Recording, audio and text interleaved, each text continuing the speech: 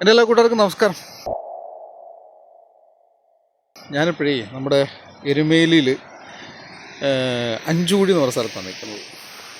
കഴിഞ്ഞ ദിവസം മോൾ ഇതുപോലെ ഒരു അമ്പലത്തിൻ്റെ കാര്യം പറഞ്ഞു, അച്ഛൻ നമുക്കൊരു അമ്പലം കാണാൻ പോകണം എന്ന് പറഞ്ഞു. അങ്ങനെ ഞാൻ മോളെ കൂട്ടിക്കൊണ്ട് വന്നതാണ്. മോള് റീൽ കണ്ടിട്ട് വന്നതാണ്. പണ്ട് ഞാനിവിടെ ഈ പ്ലാച്ചേരി ഭാഗത്തൊക്കെ ലോറി ക്ലിയറായിട്ട് വന്നുകൊണ്ടിരുന്നപ്പോൾ ലോഡ് എടുക്കാനൊക്കെ വന്നിട്ടുണ്ട്. ഞാൻ ഈ അമ്പലത്തെക്കുറിച്ച് ആദ്യമാണ് കേൾക്കുന്നത്. ഞാനിവിടെ ആദ്യമായിട്ടാണ് വരുന്നത്.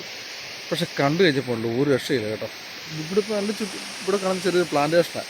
അത് എന്താ പറയുക, ഏകദേശക്കട കൃഷിയും പിന്നെ പ്രകൃതി മനോഹരമായ സ്ഥലവുമാണ്. പക്ഷേ ഈ അമ്പലത്തിൻ്റെ ലൊക്കേഷൻ ഒരു രക്ഷയില്ല കേട്ടോ. അടിപൊളി എന്ന് പറഞ്ഞാൽ അടിപൊളി സാധനം. അപ്പോൾ ഇതാണ് ഈ പഞ്ചതീർത്ഥ പരാശക്തി ക്ഷേത്രത്തിൻ്റെ കവാടം. ചെറിയൊരു അമ്പലം കേട്ടോ. പക്ഷെ അങ്ങോട്ടേക്കുള്ള വഴിയും സ്ഥലവും സ്ഥലം ഒന്ന് കണ്ട് നോക്കി, കണ്ട എന്ത് ഭംഗിയാണെന്ന് നോക്കി.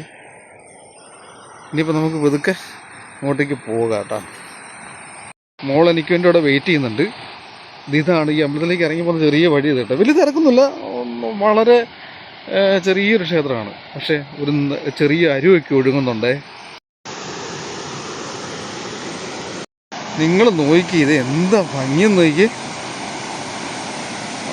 ഇവിടെ ഒരു കൽവിളക്ക് വെച്ചിട്ടുണ്ട്.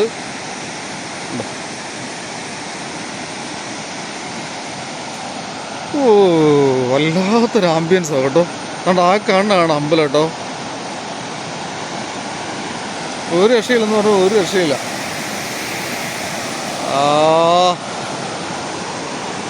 മോള് നടന്നു പോവുകയാണ്. അപ്പോൾ എനിക്ക് ഫീൽ ചെയ്തൊരു കാര്യം പറയാം. വേറെ പറഞ്ഞാൽ നമ്മുടെ ഈ വനത്തിൻ്റെ നടുക്കൊക്കെ ഒരു അമ്പലങ്ങളില്ലേ, അതേപോലെയാണ് തോന്നുന്നത്. പാം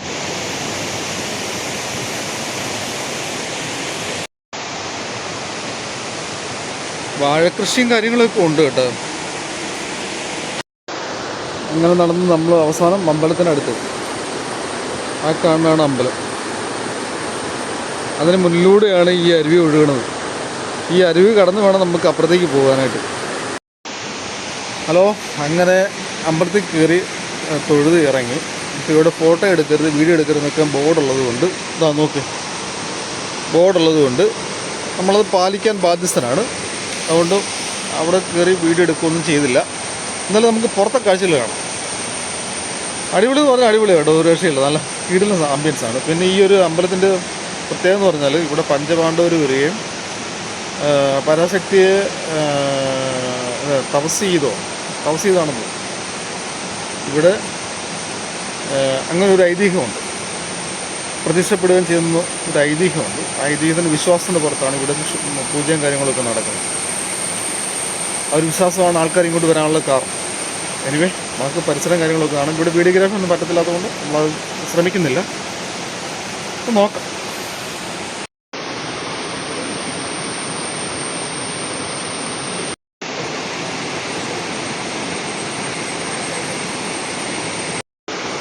എത്ര മനോഹരമായ കാഴ്ചയാണല്ലേ. ഇവിടെ ഇങ്ങനെ ഈ അരുവി ഒഴുകി വരുന്നത് ആ അമ്പലത്തിൻ്റെ ഭാഗത്താണ്. ഉണ്ടോ?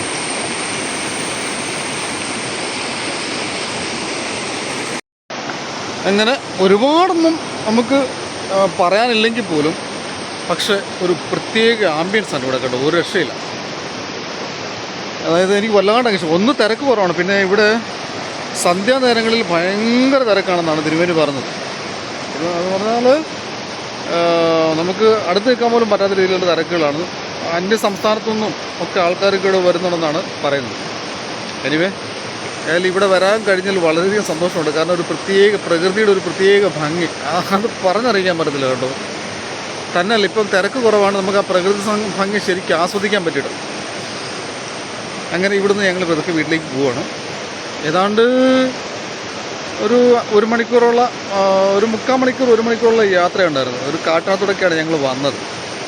ചെറിയ ഒരു കാട്ടിൻ്റെ ഏരിയയിലേക്കൂടെയൊക്കെയാണ് വന്നത്. രസമായിരുന്നു. മോളെ നന്ദു ഓക്കെ അല്ലേ? പോയേക്കുമല്ലേ? ഓക്കെ. ഹാപ്പി ആയോ? ഹാപ്പി ആയോ? യെസ്, മോൾ ഹാപ്പിയാണ്. അപ്പോൾ നമുക്ക് വീട്ടിലേക്ക്